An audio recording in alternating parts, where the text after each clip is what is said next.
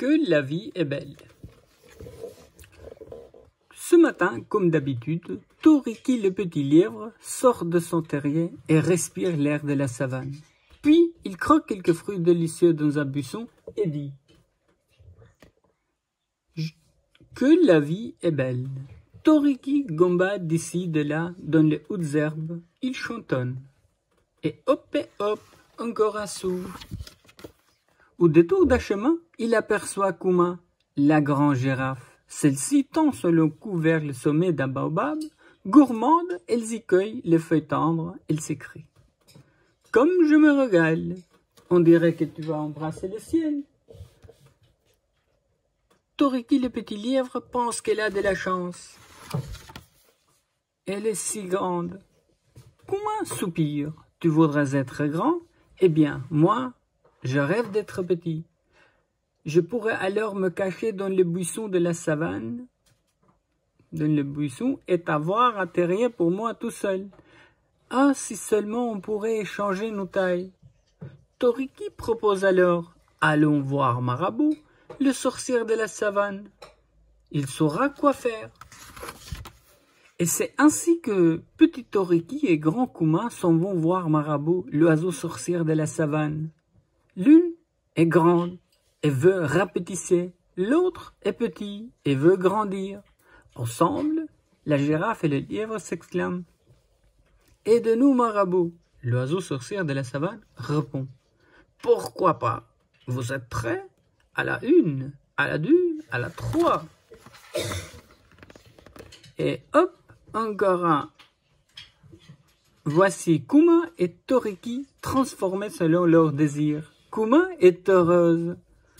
Elle gambade dans les petits buissons. Et hop, encore un saut. Et hop, encore un fruit à croquer. Maintenant, elle se cache de Toriki. Coucou Toriki, vois-tu comme je suis bien caché? Toriki, lui, est plus heureux de tous les lièvres. Il est si grand qu'il peut croquer les feuilles tendres de l'arbre de Kuma. Et maintenant, il déclare « Je peux embrasser le ciel ». Comme le monde autour de lui semble petit, il se trouve si fort désormais. Mais soudain, Toriki entend une grosse voix. C'est Miss Sirlion qui passe par là et qui gronde. « Miam, un gros lièvre pour mon déjeuner. Catastrophe, il faut fuir et vite. » Mais ces grosses pattes de lièvre ne font que de tout petits sauts. Et pas question de se réfugier de son terrier. Toriki s'écrie « Au secours, je suis perdu !» Non, car Kuma surgit devant Monsieur Lion. Elle demande « As-tu déjà croqué une girafe dodue ?» Le lion n'en croit pas ses yeux. Une girafe minuscule. Mais en apéritif, cela doit être délicieux. Il jette un œil sur le lièvre en déclarant « Toi, je te mangerai plus tard. » Et il se précipite vers la girafe. « Petit, je vais te dévorer. » Vite, celle-ci se glisse dans le buisson de la savane. Monsieur Lion la poursuit, mais il s'empêtre dans les ronces. Kuma l'appelle, caché derrière un arbre. « Je suis là, me trouveras-tu, Monsieur Lion ?» Roi, le roi des animaux, rugit de colère. Pendant ce temps, Toriki s'enfuit.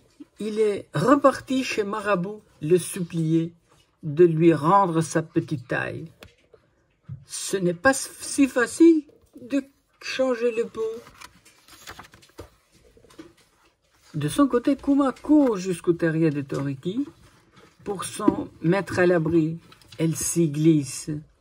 Mais bientôt, la voici plongée dans l'obscurité la plus totale. Elle panique. « J'ai peur.